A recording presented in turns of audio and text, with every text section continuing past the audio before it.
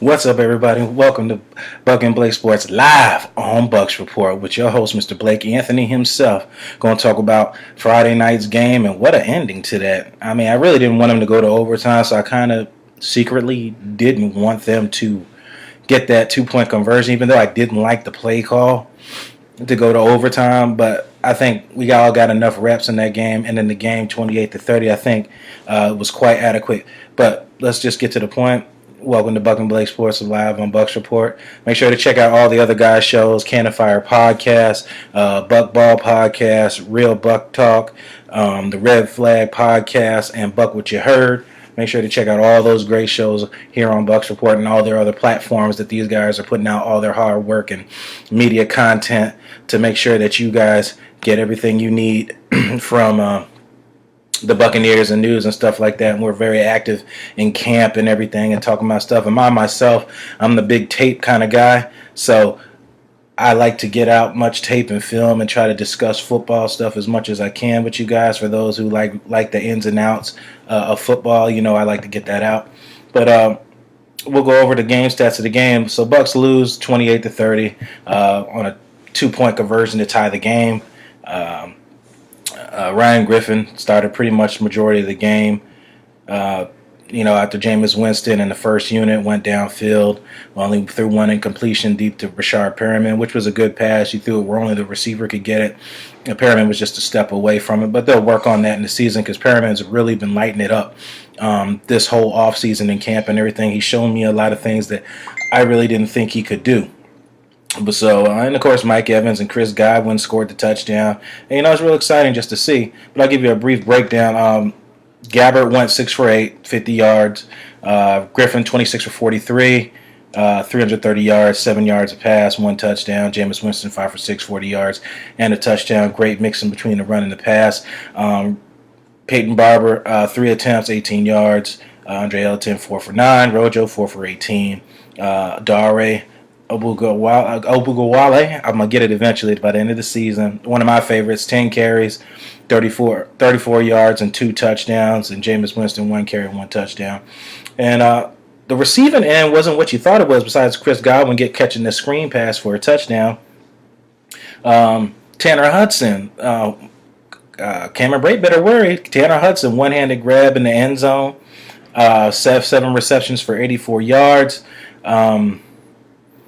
Brian Mitchell, 5 reception for 32. And then the story that came out of nowhere, who the hell is Schnell? Snell, Illinois receiver, 7 receptions, 119 yards, no touchdown, but came up real big. Him and Ryan Griffin had a real good connection all offseason coming into Friday's game against the Steelers, and it really showed. And it sucks because we have so many good wide receivers on this roster, and guys like him, it's going to be hard to find a spot. That was the issue with Adam Humphries. Great receiver, his whole entire football career from Clemson onto the NFL.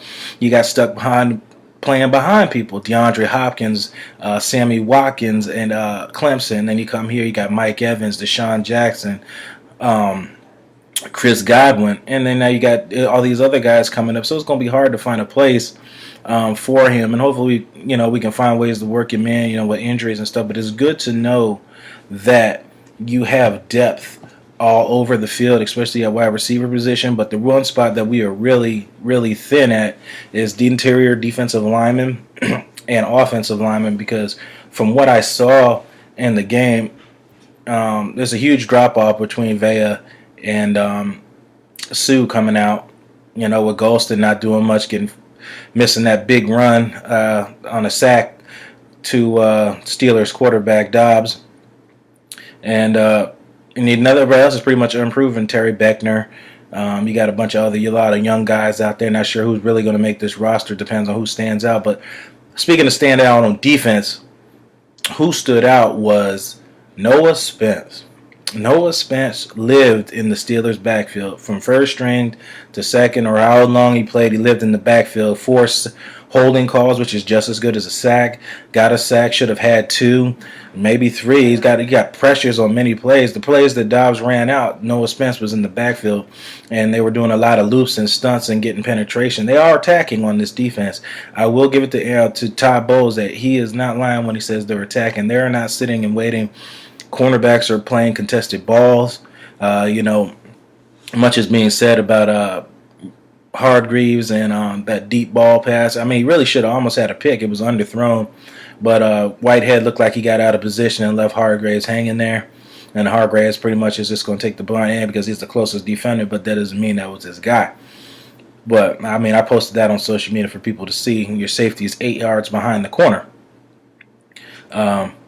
But whatever, it's just one game. I mean, they didn't give up any points in that series. So, I mean, in this league, in an offensive-friendly NFL, there's no such thing as shutting any receivers down. I mean, you could just try to limit the pain with holding calls and pass interference and all these calls coming. Everything is pretty much catered to the offense. So pretty much what you're trying to do all season is try to limit the bleeding, especially on big third downs or something like that, and get a dumb penalty so you don't get penalized. So we're talking about DBs. Sean Bunting had a kind of a rough day. Arian said they were going to get exposed, and they did get exposed. There's nothing to worry about. I know everybody's so happy that football's back, and they look so deep into things. Like, everything is just basic vanilla packages.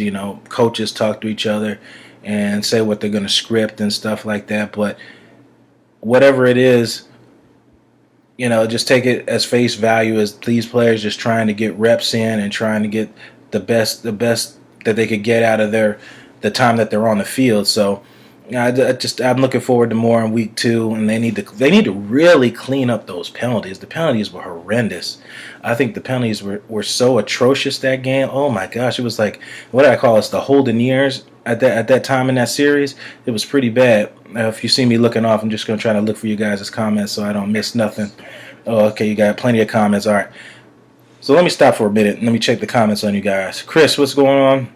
Russ, does Snell make the team? I tried to find who Snell juked out earlier in the game, but I like Benny Snell, and he seems like he's a Steeler. If he's motivated to play football, he'll stay on that roster.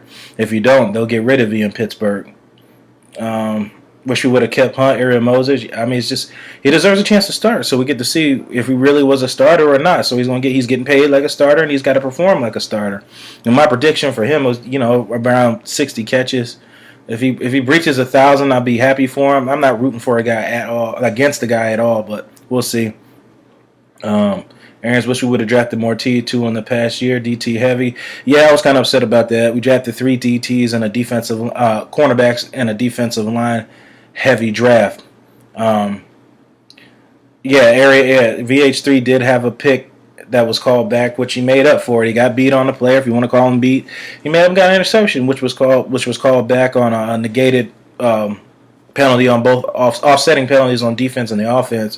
But overall, he didn't play that bad. I mean, I know me and Sadora was going back and forth about Hargreaves being undersized, and I was just trying to explain to him that most corners in this league are about Hargreaves' size. You don't get too many really, really athletic and good corners that are over 6 feet tall and that are good. I mean, I think the big corner era really started with Bobby Taylor for the Eagles and kind of went there. You had guys here or miss there that are tall, but they're not that great. But again, like I said, it's hard in this league to play cornerback when all the rules are catered to the offense. So, like I said, basically what you can do is try to hold the bleeding. MJ Stewart gave up a touchdown. It was just a great throw, great coverage. MJ Stewart faced him up to not lose him, so he wouldn't peek in the backfield. Just great ball placement, great catch by the receiver. Coverage was great. I mean, it's not much what you could have done, but bat it away or pick it.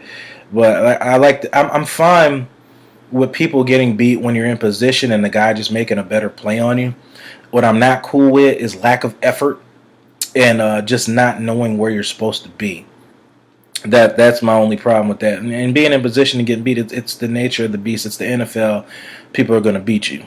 Let me go back to the chat line here for a second. Welcome, Keith. Welcome, Matt. Mr. Nunn says Snell was a running back from Kentucky last year. He was one of the best backs in the SEC. Yeah, he was. He just had issues with his commitment level, and if he loves football or not. On this level, you're going to have to love football. You're going to have to commit to being better than everybody else because being athletic is not going to get you by. And I think Sean Bunting Murphy learned that last night. That athletic ability is not just going to get you by. You're going to have to learn the craft and stuff. And I'm not going to be too hard on the DBs in this game because they were asked a few times in some series to cover for an extensively long time. And to me, you're kind of off the hook.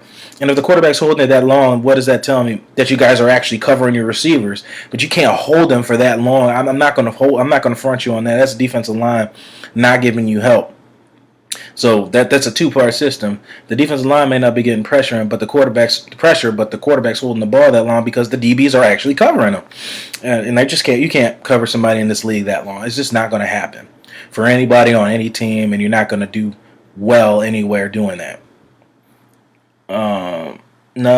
Bunting was out of position a lot too. They did come underneath and make some catches on him, but again, he didn't get beat with nothing too bad. Like I said, he's going to work on his craft. He said on Twitter earlier that he's going to work on his mistakes and get better because he was kind of embarrassed giving up them touchdowns. Like I said, I'm not going to put that all on him because there was a lot of those drives, especially in that red zone, where the quarterback just had way too much time, over 5 seconds to throw the ball, and that is just too long to be covering any wide receiver in the NFL. Matt says we got beat on 3rd and 22 from the goal line. That didn't look much different from the old coaches. I mean, yeah, but that's what's going to happen when you have a young secondary where everybody's young back there. Everybody's implementing a new system. I mean, if everybody just came out here and just thought they were just going to shut everybody down and just nothing was going to happen, especially with the lack of quality depth on the defensive line, you were sadly mistaken, and you haven't been watching the Buccaneers very long. Remember, we didn't go after defensive lineman but Terry Beckner Jr. in the draft. And so, like I said, injuries on the defensive line is going to kill us if anybody gets hurt. Linebacker, I'm a little comfortable with Mentor still there. Sitchy coming back. I'm a little comfortable there. I heard Rondé Barber say that Kendall Beckwith is retired. I heard him say that. I don't know if that's set in stone, but I think if Rondé says it, he has a little bit more insider on it than me. So that I'm sad to hear that Kendall Beckwith, a decent LSU linebacker, is no longer going to be playing for the Tampa Bay Buccaneers. So it looks like 52 number is going to be open again. Russ says Winston didn't play long enough to get exposed last night. I'm not rooting against my own quarterback just to say I was right or wrong.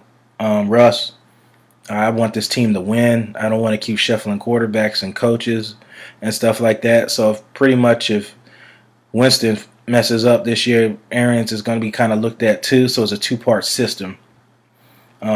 Moses' first team D with Devin White was good. I think Bush outshined Devin White. Bush finished with 10 tackles, was everywhere on the field. So I think Bush had the kind of game that everybody wished Devin White would have had. But like I said, it's one preseason game, not all up in arms. I'm not going to say people are done, people are cut. I mean, it's just way too early, and you just don't know what's going on. Matt responds to Russ. Winston looked good against a defense that was half-man by twos. I don't know who's on the field. I don't know who's going to start. But I know anytime when you have Buccaneers fans talk, when somebody plays well that they don't like, they say it was against bench players. When they play bad, they say it was against the scheme. So it's like I said, I'm not rooting against anybody. I'm a Buccaneer fan, and I'm rooting for them. And I think Winston will be fine. He's been great this whole offseason, and I have no reason to say otherwise against him. Bush played way more snaps than White did. I don't know the snap count there, but I'll say that, I think White's first tackle was a sack, which is cool, which I had White slated as an A+ in the pass rush department coming out of LSU. He was very good coming around the edge and getting pressure on opposing quarterbacks in college. That's one thing I was really impressed about White when he came out. It was just his ability to tackle bigger backs and stuff that I questioned. So, like I said, it's too early, man, to just say he can't do this or he can't do that. I would hopefully he get more hands on balls in the pass coverage department because they're hitting that crease. Like you said earlier, the 3rd and 22, they're hitting that crease right over the back in front of the safety, that little hole there. So, riding your receiver a little bit, making it a harder throw and getting a little bit more hands in the face area of the defensive line should help that. How about this? I don't know if you guys are on my page, on my web page or anything. Did you guys check out Alex Kappa on the first drive, throwing that defensive lineman to the ground like a rag doll, like he did back in college? If you haven't, check out my page. It should be on Bucks Report page too. Check out my page at BucnBlakeSports.com. The same thing with the email. Misador will tell you, send me a video. I'll post it and we'll have a conversation about it. I'm pretty much trying to do a whole fan area for you guys on my website. I'm sure BR will too, BR being Bucks Report. You guys get on there and post stuff that you want to talk about and discussions and things like that. And we try to get more fan interactions with you guys, especially during the season. You guys have a lot of good input. Sometimes I argue back, but it's just fun disagreeing with people. I don't take it personal. It's nothing personal. We're just having a disagreement about stuff, and we see things at different point of views. That's the whole point of having our conversation with people having different point of views. Let me go back. Jameis' big problem has always been starting off bad. He looked. Don't think any of the Steelers' offensive line played, though. I don't know. I can't say who was playing the stats. I'm sure they got some type of reps in. Jameis' big problem has always been starting. Yeah, he did always start off bad. That's stuff you got to fix. Taking the check down this year for him is going to be the check down. Dude, I'm happy he did well, but Tomlin held a bunch of guys out on both sides of the ball. Again, I care about these guys getting reps. I don't care really that they win the game or not. I care people coming out of this being injury-free. We put up 28 points. I'm good with that. Our defense still gave up 30, so that's still putting up the same average as we did last year at 29. Offense still is not a problem. We're still scoring points on offense. This seems to be defense is still an issue. More likely 9-7, 7-9. Again, you guys can't judge it off this. It's a preseason game, Jesus. Matt responding to Russ, especially now we are down JPP and Vita up front for a month. I'm not sure. Fayette might be ready by week 1. JPP won't be back by October, maybe longer. That's the only thing I said earlier on our Blake and Blake Sports show, is that he's not participating in anything. He's still in a neck brace. You're not training. You're not doing cardio. You're not doing anything. And at this level, you have to have your body and your mind ready to play at any given moment in the NFL. So, I mean, it's tough, man, with JPP situation. I've always liked him coming out of USF. I've always liked him as a person. He's been a class act person since he's came in the league. So I really have nothing bad against him. But he's going to cost $13 million against the cap.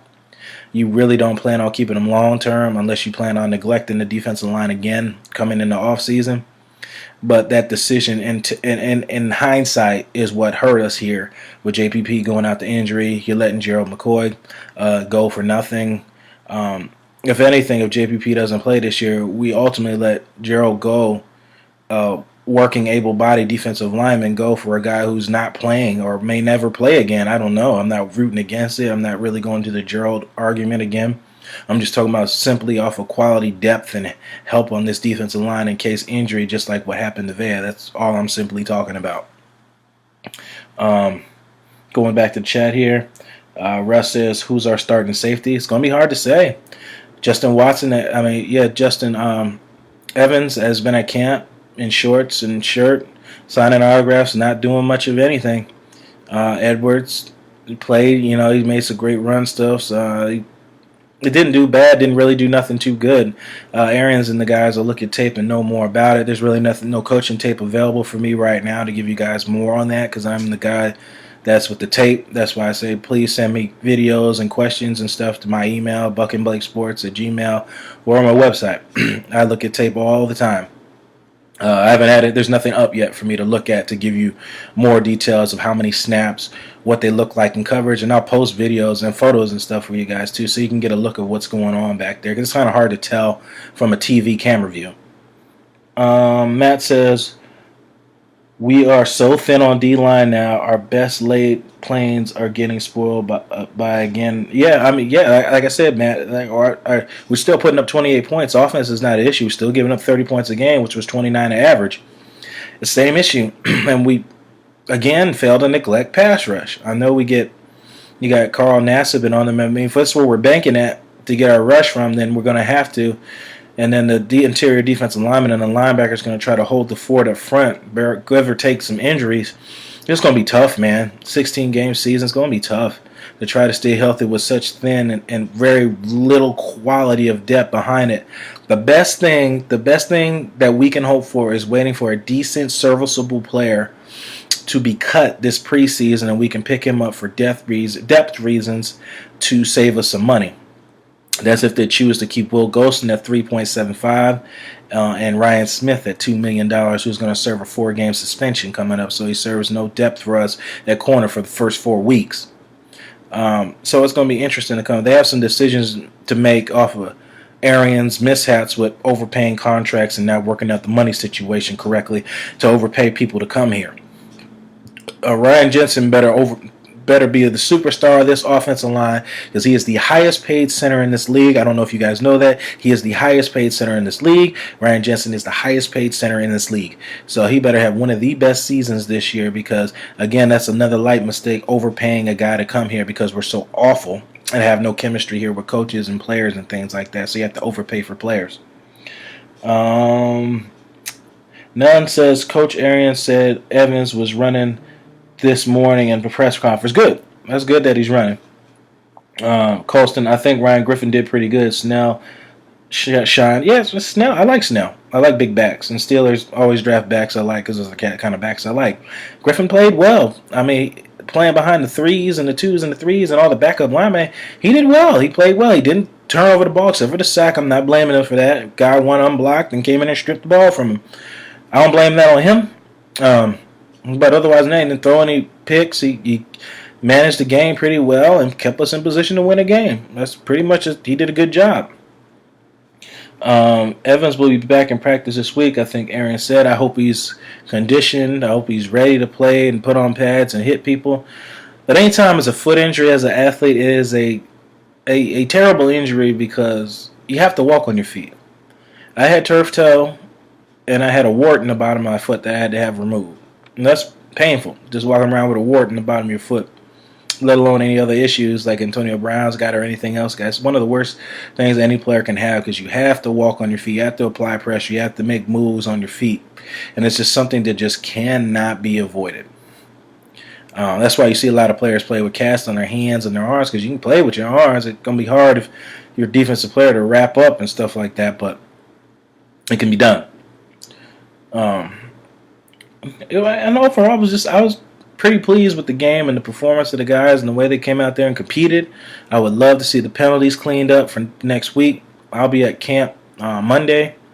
If you guys want to look forward to seeing me, I'll take a lot of great pictures. I took a lot of great snaps of Vernon Hargraves and Mike Evans going for a jump ball, which Mike Evans ultimately won because he's Mike Evans. I just enjoy getting this stuff out to you. I want to make sure to get something out to you guys because you guys deserve somebody talking about Bucks after the game, give or take win or loss, because we're all fans and we all escape our lives or things that annoy us to listen to people talk about Bucks and to say what we want to say and share our opinions with each other. Let me go back to the chat line. I think Ryan. Okay, he said that. Matt says Arians did say that the O-line was not good. He said we scored on the third try because we passed 50 plus times and they got tired. Yeah, he threw over a lot of passes that game. Got the Steelers tired. Yeah, we threw a lot of passes that game. There's our inability to move the ball on the ground as effectively as we wanted to.